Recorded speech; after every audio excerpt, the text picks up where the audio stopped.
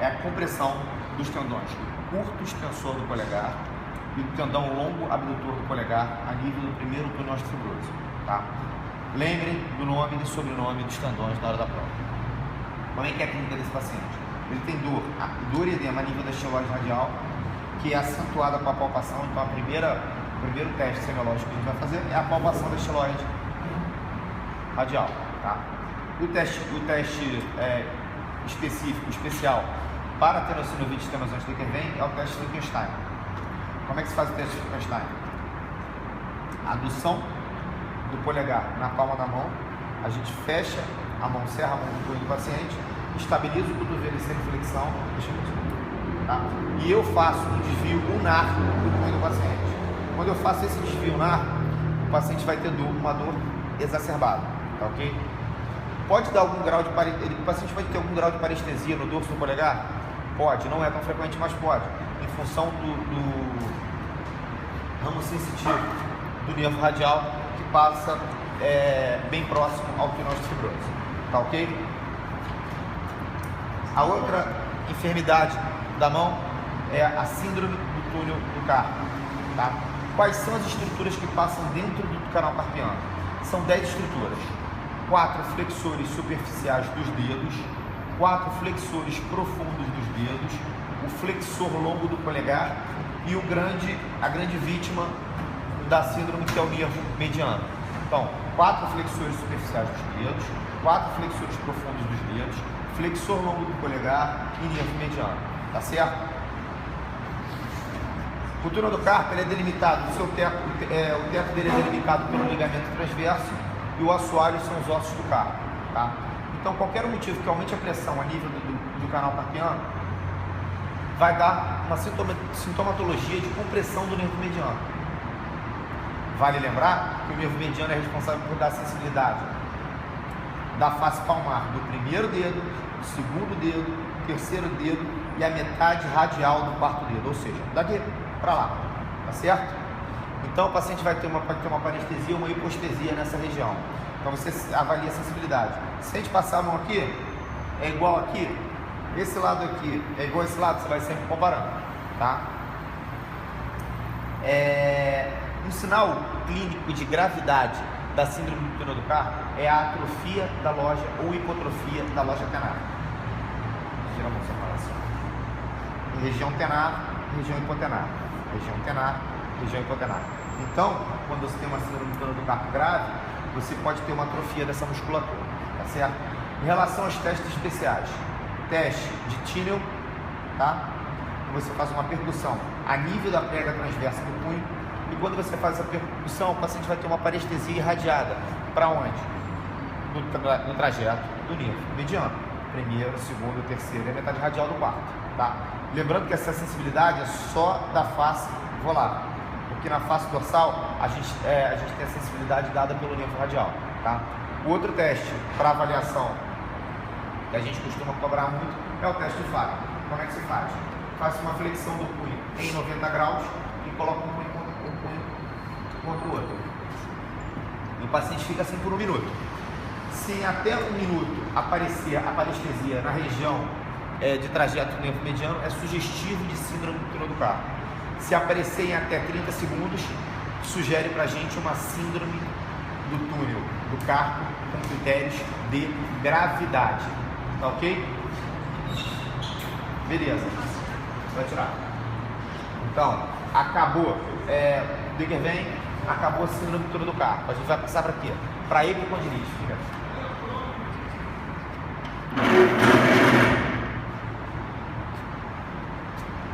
de frente. Frente e para ali. Frente é relativo. Verdade. Você vai falar de epicondilite. O que é epicondilite? Epicondilite, na verdade, nada mais é do que uma entesite. E o que é uma entesite? É um processo inflamatório / degenerativo da êntese, que é o local de inserção do tendão na estrutura no acidente ósseo, tá? Por que eu falei processo inflamatório / degenerativo? Porque na literatura os achados histológicos da epicondilite falam contra o processo inflamatório, falam mais de uma tendinose do processo degenerativo. Mas assim, a gente vai ficar discutindo o sexo dos anjos, começar a falar na histologia. Na verdade, é um processo que acomete a êntese, tanto do compartimento extensor quanto do compartimento flexor. E aí a gente tem que raciocinar dentro da anatomia. A gente sabe que a maior parte dos músculos que são responsáveis por fazer a extensão do punho, eles se originam aonde? No epicôndilo lateral. E os músculos que são responsáveis por fazer a flexão do punho, eles se originam aonde? No epicôndilo medial. Partindo desse princípio, a gente vai avaliar a epicondilite lateral e a medial. Como é que a gente faz? Primeiro, o paciente vai ter dor à palpação. Então, nunca se esqueça da palpação. Eu palpo o epicôndilo lateral. Palpei o epicôndilo lateral, o paciente pode ter dor. Já é a primeira manobra sugestiva. Por epicôndilo medial, a mesma coisa. Eu vou palpar. E é até mais fácil, porque ele é mais subcutâneo. Eu palpo o epicôndilo medial, o paciente vai ter dor. Tá? Como é que eu posso fazer para sensibilizar essa dor, para aumentar a dor? Eu peço para o paciente fazer uma extensão do punho contra a minha resistência. Então, eu estabilizo o cotovelo, peço para ele encerrar e fazer esse movimento aqui, ó. Levanta. Quando ele faz o movimento de extensão do punho, eu estou botando sob estresse toda a musculatura extensora. E o paciente vai ter uma dor acentuada a nível do epicôndilo lateral, que pode ou não estar irradiada para a região dorsal do antebraço. Aqui, ó. Faz o movimento. Ela está fazendo esse movimento para cima e eu estou segurando aqui contra a resistência, vai. Ela está tentando empurrar minha mão para cima. Ela está tentando estender o punho, tá? Para avaliação da epicondilite medial é igualzinho, só que com o movimento oposto. Eu estabilizo o cotovelo e peço para ela fazer esse movimento de flexão do punho contra a resistência. Vamos lá. Quando ela faz esse movimento, eu estou botando sob estresse toda a musculatura flexora do punho. E a paciente vai ter dor a nível do epicôndilo medial, podendo ou não estar irradiada para a face volar. Quando eu falo volar e ventral é a mesma coisa, do antebraço. Tá ok? Então a gente já falou de síndrome de exame físico da síndrome do túnel do carpo, da tenossinovite estenosante de Kervem, da epicondilite medial, da epicondilite lateral. Agora a gente vai falar de duas enfermidades distintas do ombro. A gente vai falar da síndrome do impacto subacromial e da tendinopatia. Tendinopatia, eu falei só tendinopatia porque pode ser do manguito rotador ou pode ser do cabo longo do bíceps. O cabo longo do bíceps, ele está envolvido na dinâmica do ombro, mas ele não faz parte do manguito rotador. Quem são os músculos que fazem parte do manguito rotador? São quatro tendões originários desses músculos: supraespinhoso, infraespinhoso, tendão do redondo menor e do subescapular, tá? Então a gente vai avaliar esses quatro tendões, o cabo longo do bíceps e a síndrome do impacto subacromial. Na verdade, a síndrome do impacto subacromial é o contato da grande tuberosidade na porção anterior-inferior do acrônio, que pode causar o quê? A lesão do manguito rotador. Então, uma coisa pode levar a outra, mas são duas enfermidades diferentes, tá certo? Primeiro que a gente vai avaliar é a síndrome do impacto subacromial.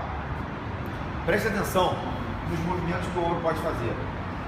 Isso aqui é abdução, isso aqui é extensão, flexão, e existe um movimento que a gente usa muito na semiologia do ombro, chamado de elevação no plano da escápula, que é em mais ou menos 40 graus aqui. Por quê? A escápula, gente, ela tem uma inversão de mais ou menos 40 graus. Isso aqui é um plano de 0 grau, joga 40 graus, ela é inclinada em 40 graus para frente. E isso aqui é a elevação no plano da escápula, mais ou menos 40 graus. É nesse movimento que eu tenho a maior amplitude de arco de movimento. Muito maior que a abdução, eu venho até aqui.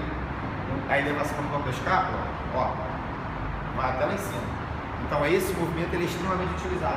Então quando eu falo em elevação no plano da escápula, a gente já tem que estar subentendendo que é esse movimento que eu estou querendo usar, tá certo? Como é que eu faço a avaliação do impacto subacromial? É uma manobra extremamente fácil. Estabilizo o ombro, seguro o punho do paciente com o polegar virado para cima, tá? E faço uma elevação brusca. Isso é chamado teste do impacto de Nier. A gente não vai cobrar o nome de vocês na prova, tá? Eu vou chegar e vou cobrar. Eu quero que faça uma avaliação. Alguns nomes a gente pode cobrar, outros não. Mas eu quero que faça a avaliação de síndrome do impacto subacromial. Chegou, estabilizou o ombro aqui, no plano da escápula, polegar virado para cima, fiz a elevação brusca. O paciente se queixou de dor, qual é a queixa do paciente? De dor. Ponto final. Está resolvido o problema. Tá certo? Existem outros testes? Existem. Mas se a gente guardar esse aqui, eu já estou muito feliz. Tá bom? Agora a gente vai avaliar os tendões, tá? Então vamos fazer o seguinte, para fim de memorização, para fim didático, a gente vai avaliar primeiro o tendão que não faz parte do manguito rotador. Quem é? O cabo longo do bíceps, muito bem. Então o que eu vou fazer? Vou colocar o braço dela em que posição? Na posição de elevação no plano da escápula, tá? A palma da mão virada para cima, tá? E eu vou pedir para ela fazer elevação contra a minha resistência, tá? Se o paciente tiver dor no ombro, ela está tentando levantar, eu estou fazendo resistência para baixo. Se o paciente tiver dor no ombro, podendo estar irradiado ou não para o terço proximal do braço, é sugestivo de uma tendinopatia / lesão do cabo longo do bíceps. Tá ok? Foi? Lembrando que o cabo longo do bíceps ele se origina na tuberosidade supraglenoidal. O cabo curto, a posição reflexa, se origina no coracoide, no processo coracoide. Tá ok? Foi? Beleza? Agora a gente vai começar a avaliar os tendões do manguito rotador. Ainda no plano da escápula, em vez de ela levantar a mão e levar com a palma da mão virada para cima, ela vai virar o polegar todo para baixo. Todo, tá? E eu vou pedir para ela fazer esse movimento aqui, ó, contra a minha resistência. Eleva aí. Quando ela faz esse movimento, ela tem dor e ou uma incapacidade funcional de fazer, é sugestivo de uma tendinopatia / lesão do tendão supraespinhoso. Tá certo? Então a gente avaliou o cabo longo do bíceps, avaliou o supraespinhoso. Aí a gente vai passando para os outros tendões. Eu elevo o ombro dela aqui, eu faço 90 graus aqui, 90 graus aqui, tá? Ela mantém o ombro aqui, o braço aqui, eu estabilizo o ombro dela e peço para ela fazer esse movimento aqui para trás, ó, contra a minha resistência, tá? Sempre estabilizando aqui. A dor ou a incapacidade para a realização desse movimento sugere a tendinopatia do infraespinhoso, tá? Eu vi aquele... O teste da cancela. Tá? Se eu trouxer o ombro dela em adução, estabilizar o cotovelo dela e pedir para ela fazer esse movimento para trás, não para trás, ela está tentando fazer esse movimento aqui, ó. E eu estou estabilizando aqui. Se ela tiver dor ou incapacidade de fazer esse movimento, é sugestivo de lesão do redondo menor, tá? E por último, mas não menos importante, eu trago a mão dela, o dorso da mão dela na direção à região lombar, estabilizo o cotovelo e peço para ela afastar a mão da região lombar. Aqui não é o cotovelo, aqui, ó. Esse movimento aqui, ó. Tá? Vamos lá. Quando eu peço para ela fazer isso aqui contra a resistência, eu estou avaliando quem? Eu estou avaliando o tendão do subescapular, tá? O movimento que ela tem que fazer é esse aqui, ó. Tá? Afastar a mão. Afastar a mão, quando afastar a mão, só que eu estou estabilizando o cotovelo aqui, afasta. Eu estou estabilizando o cotovelo. E eu vou botar uma resistência aqui. Quando eu botar a resistência e ele for positivo para o processo irritativo, ou seja, tiver acometimento do tendão, ela vai ter uma incapacidade de realizar o movimento, então ela vai ter uma dureza simbálica. Tá ok? Então, foi o Dequervain, foi o túnel do carpo, foi condilite lateral, foi condilite medial, foi a síndrome do impacto subacromial, foi a tendinopatia do cabo longo do bíceps, foi a tendinopatia do manguito rotador. Tá certo? Tá? Acabou? Claro que não. Podia ter acabado, mas não acabou. Então a gente vai fazer uma avaliação do que é escoliose. Tá certo? O que é escoliose? Escoliose é o desvio da coluna no plano lateral, que pode estar associado ou não à rotação vertebral. Quando eu tenho rotação dos corpos vertebrais, eu estou diante de que tipo de escoliose? A escoliose dita escoliose estrutural. Ah, mas toda escoliose é estrutural? Não, nem toda. Tem escoliose que pode ser postural, pode ser neuromuscular, e aí você não tem a rotação vertebral. Tá certo? Escoliose é mais comum em meninas do que em meninos. O padrão mais comum é o convexo à direita, ou seja, a convexidade virada para o lado direito. Tá? O que eu vou avaliar nesses pacientes? Primeiro, na inspeção, eu vou avaliar se o ombro, no caso aqui tem, o ombro é mais elevado que o outro, ou seja, uma simetria da cintura escapular, se um está mais elevado que o outro, se uma crista ilíaca está mais elevada do que a outra, tá? Se ela tem uma assimetria do triângulo glutário, tá? Quem é o triângulo glutário? O triângulo glutário é formado pelo braço, pela face medial do braço, do antebraço e a porção lateral aqui do tronco. Então, quando você tem uma escoliose grosseira, um triângulo glutário vai ficar maior do que o outro, tá certo? Quando eu faço a inspeção de frente, eu vou avaliar se uma mama aparentemente está maior do que a outra. Por quê? Eu tenho uma rotação vertebral. Então, quando ocorre essa rotação, o hemitórax vai mais para trás e o outro fica mais protruso. Então, aparentemente, uma mama pode estar maior do que a outra. Tá? E essa avaliação de nivelamento de cintura escapular e de crista ilíaca também pode ser vista anteriormente. A avaliação de lado é importante? Também. Eu posso ter uma cifose associada. E a isso a gente dá o nome de cifoescoliose. Tá? O teste especial que a gente vai cobrar de vocês é a manobra de Adams. Tá? Como é que eu faço a manobra de Adams? Eu me posiciono atrás do paciente, peço para que ele mude os pés, tá? E peço para ela fazer uma flexão anterior do tronco de mais ou menos 90 graus, de maneira com que o tronco dela fique em paralelo ao solo. Peço para ela baixar a cabeça. Ela abaixou a cabeça, eu me posiciono atrás dela e olho tangenciando o tronco. Quando eu olho aqui tangenciando o tronco e vejo uma giba, é sugestivo de uma escoliose de que tipo? Uma escoliose estrutural. Na verdade, o que forma a giba? A rotação dos corpos vertebrais vai jogar os processos transversos e principalmente o gradil costal para trás. Então, esse gradil costal jogado para trás é o que vai formar a giba da escoliose. Vai dar um teste de Adams positivo. Então, se a gente perguntar para vocês o que forma a giba, é o gradil costal. Tá certo? E caracteriza o que? A manobra de Adams positivo. Uma escoliose contigo. Estrutural. Tá ok? Meninas, vamos pedir que vocês se levantem. Estão expulsas no lugar de vocês.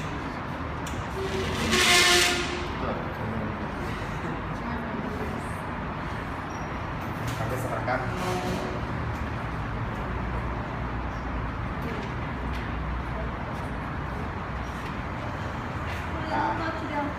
Aí. Vamos lá, gente. Duas manobras para que a gente pode cobrar de vocês são o teste de Lazeg, que é um teste para avaliação de lombocetalgia, não é um teste dos mais sensíveis, mas é o que está descrito aí para avaliação das enfermidades de compressão de raiz do plexo lombosacro, que é feito de que maneira? Preste atenção, inicialmente o teste de Lazeg ele foi descrito da seguinte maneira: eu faço a flexão do quadril e do joelho em 90 graus, e vou fazendo a extensão do joelho nessa posição. Se o paciente tiver dor lombar irradiada para a parte posterior da coxa e perna, até a região plantar, é sugestivo de compressão de raiz lombar, sugestivo de lombocetalgia. Ele foi descrito dessa maneira. Como é que a gente vê hoje nos livros, como é que a gente vai cobrar de vocês? É uma variação desse teste, no qual eu estabilizo o quadril do paciente e faço a elevação do joelho em extensão. Quando eu faço esse movimento, o paciente com dor lombar ele vai ter irradiação para a região posterior da coxa, da perna e região plantar. Quando eu passo da flexão de 90 graus. Quando eu passo da elevação de 90 graus, não, perdão, 30 graus. Quando eu passo da elevação de 30 graus, o paciente vai ter que começar a ter sintomatologia de lombocetalgia. Aí isso a gente chama de manobra de Lazeg positiva. Tá ok? Outra manobra que a gente vai fazer a avaliação aproveitando a posição do paciente é o teste de Fabry, o teste de Patrick, o teste de Patrick/Fabry, tá? Esse teste é usado para avaliação de quê? Avaliação de sacroileite. Tem algumas doenças que podem abrir o quadro com sacroileite, entre elas artrite reumatoide e espondilite anquilosante. Como é que eu faço essa avaliação? Eu faço flexão, abdução e rotação externa do quadril, ou seja, eu coloco o membro inferior do paciente na posição no quadro, que a gente manda o bêbado fazer, tá? Estabilizo a hemipélvica contralateral e empurro esse joelho em direção à mesa de exame, tá? Quando eu faço isso, eu estou avaliando que articulação sacroiliaca? Estou empurrando o joelho esquerdo para baixo. Eu estou avaliando a direita, estou avaliando o lado oposto, tá certo? Então, se o paciente tiver dor posterior baixa do lado direito, é sugestivo de sacroiliite. Se ele tiver dor na região inguinal do mesmo lado, é sugestivo de uma enfermidade do quadril, tá? Mas a manobra é para avaliação de quê? Sacroiliite, tá? Então quando eu faço isso aqui, estou avaliando essa clínica do outro lado, tá? Pode se doer anterior desse lado, sugestivo de enfermidade do quadril, tá certo? Mostra a cabecinha assim. Esse leite é quase para ela. Bom, a gente vai avaliar agora algumas estruturas do joelho, tá? Ligamento colateral medial, ligamento colateral lateral, ligamento cruzado anterior, ligamento cruzado posterior, menisco medial, menisco lateral e avaliação de condropatia papelar e derrame muscular, tá? Bom, em relação ao ligamento colateral medial, qual é a função do ligamento colateral medial? É estabilizar o joelho para quê? Para evitar que ele desarme em válvula, certo? Então, se ele estabiliza para evitar que desarme em válvula, o que eu vou fazer? Eu vou estressar esse joelho em válvula. Como é que eu faço isso? Com o joelho de extensão? Não. Eu faço aproximadamente 30 graus de flexão do joelho. Para quê? Para relaxar a cápsula articular e para fazer com que desencaixe o platô do côndilo femoral medial. E vou fazer um estresse em válvula. Estabilizo com a minha mão esquerda, no caso, no exame do joelho esquerdo, a face medial do cotovelo, do tornozelo e a face lateral do joelho. Eu vou fazer esse movimento aqui, ó, gente. Vou fazer um estresse em válvula, isso aqui, ó. Tá? Lembrando de botar o joelho em 30 graus. Quando eu tenho uma incompetência, lesão do ligamento colateral medial, eu vou sentir que a pinça articular vai abrir. Eu vou sentir que eu tenho, entre aspas, um bocejo clínico, tá ok? A avaliação do ligamento colateral lateral é feita com o mesmo raciocínio, só que com posicionamento em direção oposta. Qual é a função do ligamento colateral lateral? Evitar que o joelho desabe e vá. Então, eu vou fazer a flexão de mais ou menos 30 graus do joelho, tá? Apoio a minha mão na face medial do joelho e a outra na face lateral do tornozelo e faço o estresse em vá. Se eu sentir um bocejo clínico na minha mão na articulação, é sugestivo de incompetência do ligamento. Eu vou fazer esse movimento. Tá ok? Então, avaliados o ligamento colateral medial e o colateral lateral, a gente vai avaliar os ligamentos cruzados. A manobra mais clássica, existem várias manobras para avaliar o cruzado, mas o que a gente vai utilizar são os testes de gaveta. Tá? Teste da gaveta anterior para avaliação do ligamento cruzado anterior, teste da gaveta posterior para avaliação do ligamento cruzado posterior, respectivamente. Como é que eu faço? Eu aviso ao paciente que eu vou sentar no pé dele para evitar que ele ache que isso seja um grau de intimidade aumentado ou uma manobra desrespeitosa, tá? Falo isso tudo para ele que é importante para poder estabilizar. Venho com as minhas duas mãos na face posterior da perna, polegar a nível da interlinha articular, tá? Eu vou, para avaliar o cruzado anterior, eu vou puxar a tíbia para frente, eu vou puxar para a minha tíbia. Quando eu puxo para mim, eu sinto que tem uma translação anterior na tíbia em relação ao fêmur, ou seja, teste da gaveta anterior para avaliação do ligamento cruzado anterior, eu abro a gaveta, tá? Para avaliação do ligamento cruzado posterior, minha mão vai ficar no mesmo lugar, os polegares na interlinha e eu vou empurrar a tíbia. Nesse momento eu sinto uma translação posterior da tíbia em relação ao fêmur. Então, teste da gaveta posterior para avaliação do ligamento cruzado posterior, eu estou fechando a gaveta, tá? Então, na avaliação do ligamento cruzado anterior, a tíbia vai translar anteriormente. Na avaliação do ligamento cruzado posterior, a tíbia vai translar posteriormente. Tá ok? Uma vez avaliados os ligamentos, a gente vai avaliar os meniscos. Dois meniscos, menisco medial e menisco lateral. Como é que eu faço? A manobra pode ser feita com o paciente deitado ou pode ser feita com o paciente sentado. Uma parte dos professores pedem para fazer com o paciente sentado. Eu, particularmente, no meu consultório, examino o paciente deitado. Mas vamos fazer sentado. Sempre joga as pernas para o lado, doutora.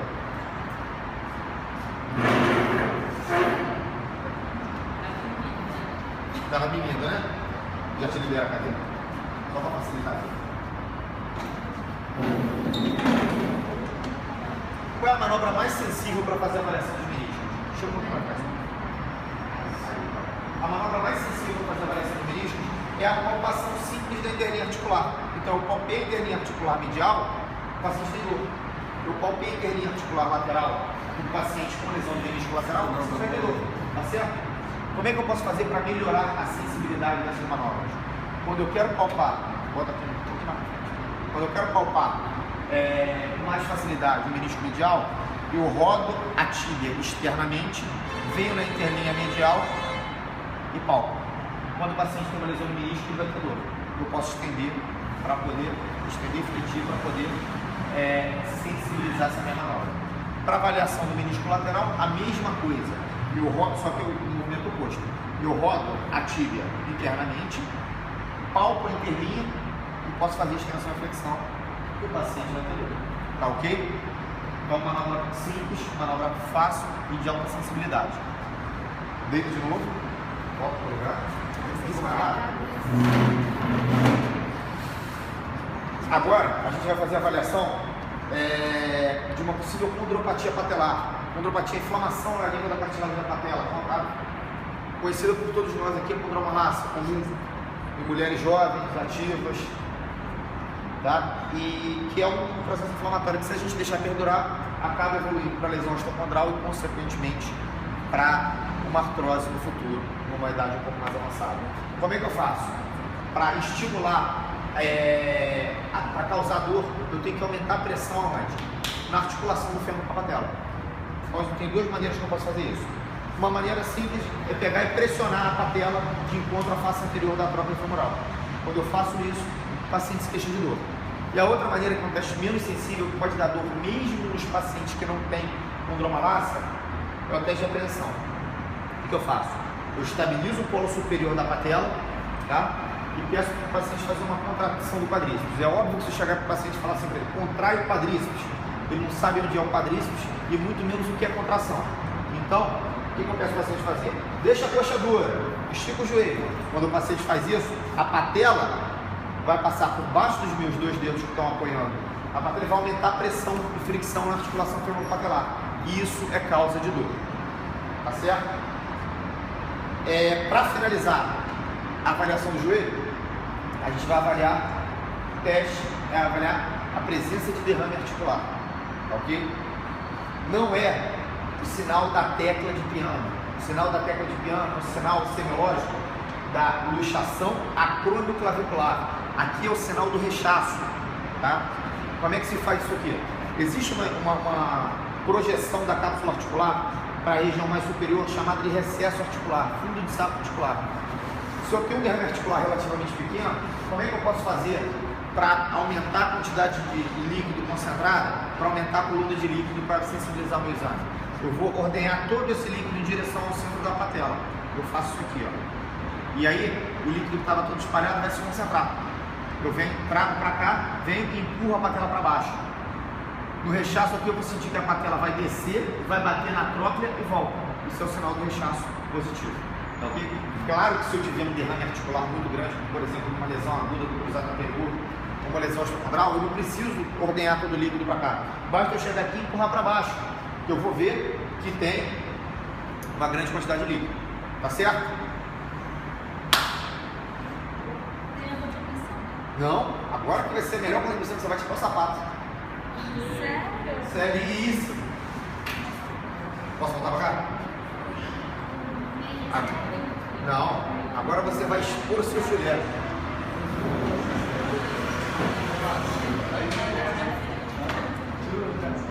Dá a caneta aí.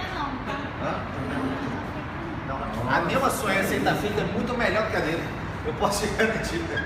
Dá a caneta aí, gente. Dá a caneta aí. Quer tirar o sapato? Não precisa, não é desnecessário. Vamos lá, gente. Vou fazer um bilhete pra você. Vou dar uma cola. Se for cola da prova. É a cola da prova. Vamos lá. A gente vai fazer a avaliação de duas coisas.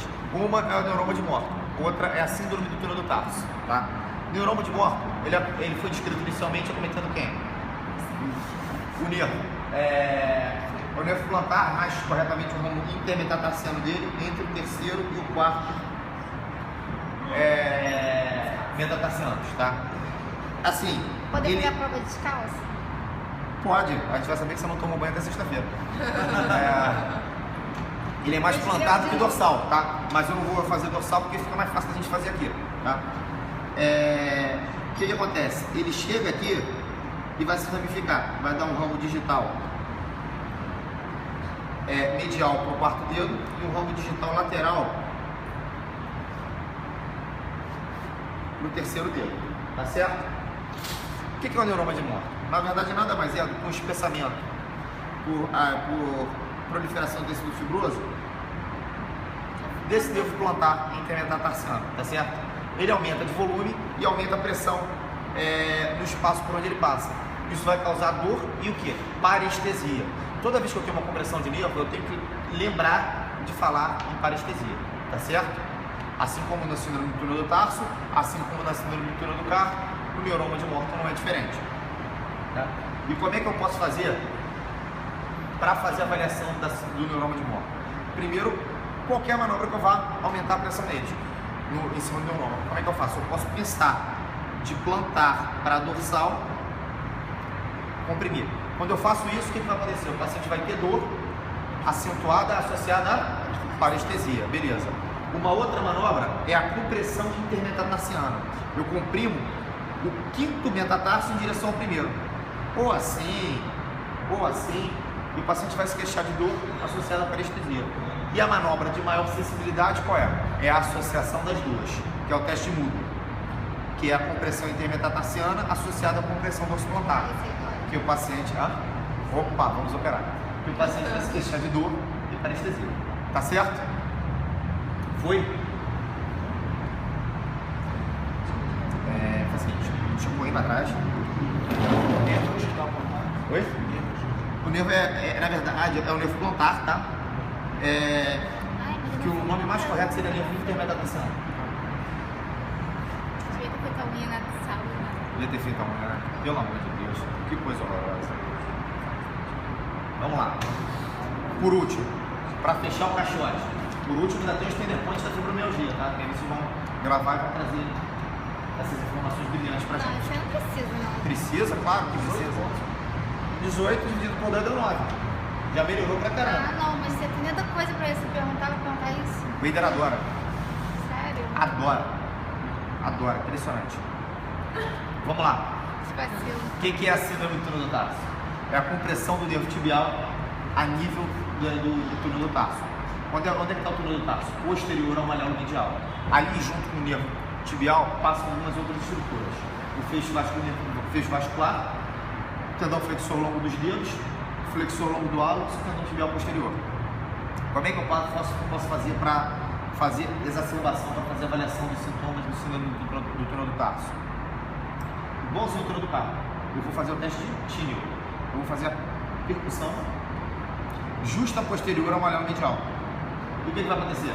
Dor e parestesia irradiada para a região plantar do pé. Tá certo? E qual é a manobra, qual é a maneira que eu tenho para fazer o estiramento desse nervo? Ou seja, para eu dar uma estirada nele para exacerbar a sintomatologia. Eu faço a flexo o joelho um pouquinho, flexo o joelho. Eu faço a dorsoflexão associada à eversão do pé. Quando eu faço, dá um refresco, deixa molinho. Não vai machucar não vai doer não. Quando eu faço a dorsoflexão associada à inversão, eu faço um estiramento do nervo e vai exacerbar a sintomatologia do paciente. Tá certo? Foi? Antes que eu me esqueça, em homenagem ao Dr. Eider. Dr. Eider Mendonça é apaixonado por isso. Semiologia de fratura do escafoide, semiologia de fratura da cabeça barra cola do rádio. Vai botar seu sapato aí para o gente.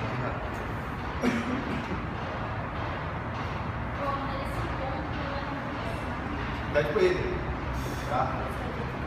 Assim, a cabeça, pode pedir que ele vai te dar. Pode dar um Donati, 1.5, intrademo, dá intrademo que ele dá. Olha só, qual é a principal ação da cabeça do rádio na articulação do cotovelo? É o movimento de pronossupinação. Então, se eu tenho uma fratura da cabeça ou do colo radial, um desvio grosseiro, o que vai acontecer com o movimento de pronossupinação? Vai estar bloqueado, tá? Então, como é que eu faço a avaliação? Primeiro, eu palpo a cabeça do rádio e o paciente vai ter dor. Segundo, eu faço um movimento de pronossupinação, tá? Ah, mas o paciente pode ter um movimento de pronossupinação mesmo com a fratura da cabeça do rádio? Pode, se ela tiver sem desvio. Mas aí ele vai ter dor o quê? A palpação. Então, tem história de queda, com cotovelo de extensão, tem dor à palpação e ou bloqueio de pronossupinação, eu tenho que investigar uma possível fratura da cabeça do rádio ou do colo do rádio. Outra fratura cotada na semiologia, abre bem a mão, é a fratura do escafoide. O escafoide, ele é responsável, ele é a estrutura que forma o quê? O assoalho da tabaqueira anatômica. Então, se eu fizer uma palpação da tabaqueira anatômica, nas fraturas de escafoide, eu vou exacerbar a dor no paciente. E uma outra manobra que eu posso usar para fazer a avaliação da fratura do escafoide é a compressão axial do primeiro raio. Eu pego o primeiro dedo aqui e empurro de volta ao escafoide. Quando eu faço esse movimento de empurrar, o paciente vai ter dor. Ele vai aumentar a pressão na tabaqueira anatômica, consequentemente, no escafoide e o paciente vai sentir de dor. Tá certo? Na prática você não falava disso. Na prática você não falava disso. A palpação da tabaqueira? Quando é fratura. Faço. Mas, Faço. Até porque às vezes o paciente tem uma dor que a gente não sabe se está na estiloide radial, se está na tabaqueira, o paciente chega com bastante edema. Então é um recurso. E uma das manobras de maior sensibilidade é essa aqui. Assim como a fratura da cabeça. Existe até um teste para a fratura da cabeça no rádio, não sei, um cara para vocês, mas fazer teste para você.